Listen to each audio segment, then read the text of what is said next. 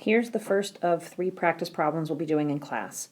If you want, you can pause this and try to do some of these on your own, but I'll just work through them.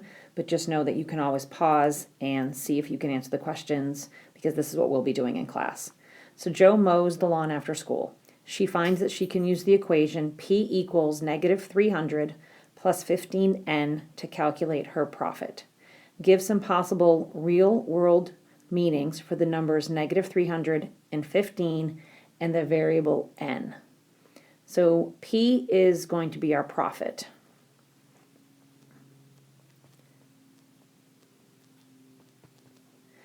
So thinking about what could the negative 300 mean, what could the 15 mean, and what could the N mean? It might be easy to look at the 15N first.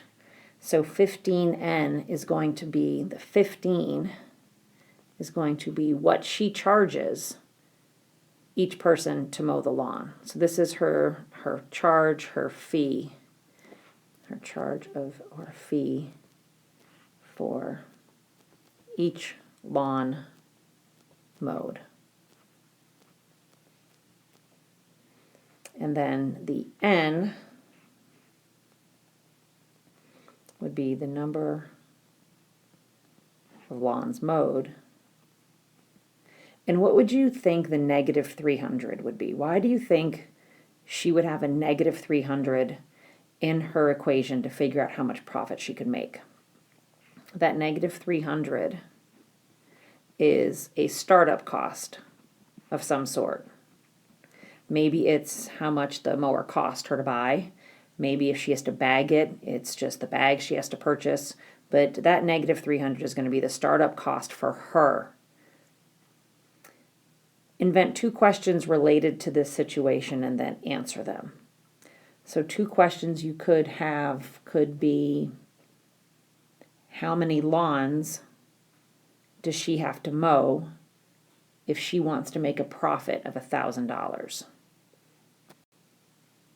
Think about what the equation would be for that. Right here it's telling us that we are going to have a profit of $1,000.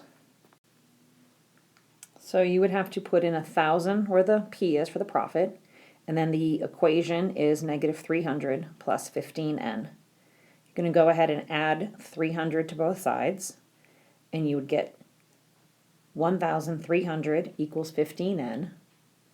Divide both sides by 15, and you would have 86.6 repeating. So how many lawns would she have to mow? She would have to mow 87 lawns in order to earn the $1,000, because she can't just mow 2/3 of a lawn.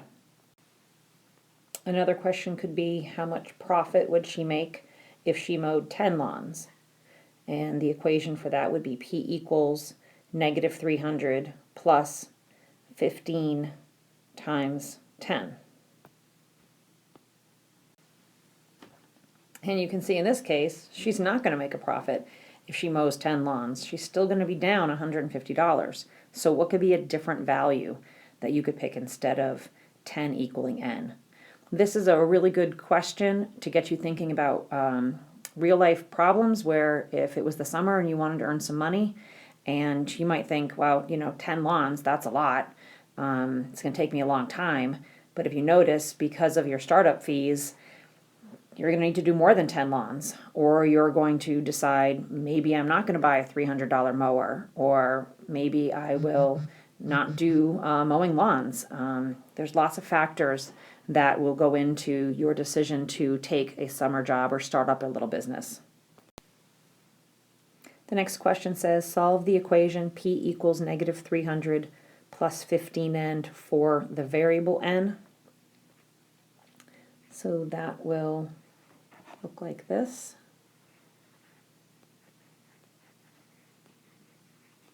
P equals negative 300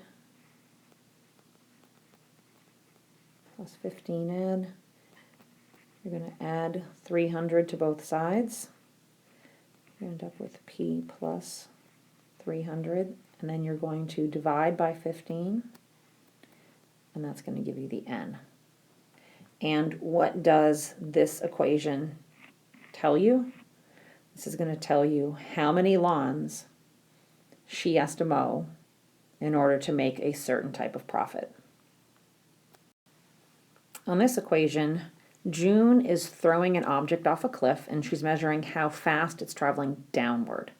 When the object left June's hand, it was traveling 5 meters per second and it sped up as it fell. The table shows a partial list of the data she collected as the object fell. Write an equation to represent the speed of the object. So remember, we're going to take a look at what's happening from here to here, and it is going up 4.9.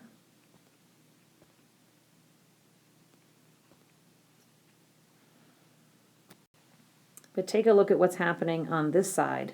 It's only going up by 0.5. So this is one of those cases where, if you remember, we are going to have to look at your constant equals y divided by x. And you have 4.9 divided by 0.5, which gives you a constant of 9.8. So be careful, because these are not going up by 1, so you can't just look at the change in y over here. So your equation to represent the speed of the object, so you have s is speed, so you have speed equals, it's starting at 5, and it's going up 9.8.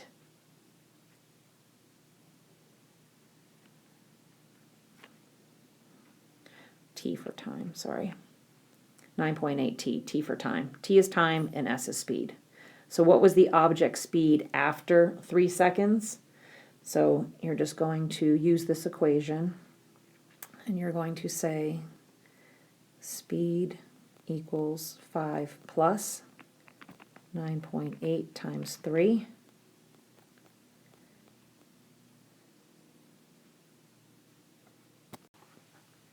So you have 5 plus 29 and 4/10, and that gives you 34 and 4/10 meters per second.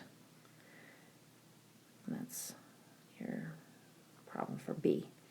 If it were possible for the object to fall long enough, how many seconds would pass before it reached a speed of 83 and 4/10 meters per second? So in this case, the speed here, 83 and 4/10, that is your y. 83 and 4/10 equals 5 plus 9.8 t. We're looking for the time, how long. You're going to subtract 5 from both sides. 78 and 4/10 is this little meter. 9.8 t divided by 9.8. And you have 8 is t. So it would take 8 seconds. And the last question, what limitations do you think this equation has in modeling the situation?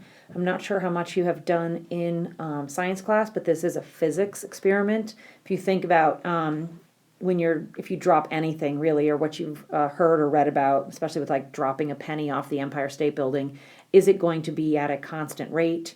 It's not going to be at a constant rate, because you have air resistance, and that drag is going to slow that penny down until it reaches a terminal speed, and that's the velocity when the object stops accelerating at some point.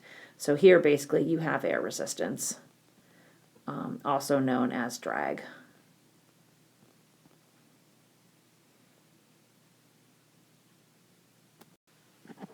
Lastly, we have a minivan starts driving toward a distant destination and travels at a constant velocity. The graph shows the time and distance from the destination. So this is where he's heading back home. There's our little house. Okay, so how far from its destination was the minivan from when it started? So looking right up here, this is like the problem that we did the other day. It is 220 miles.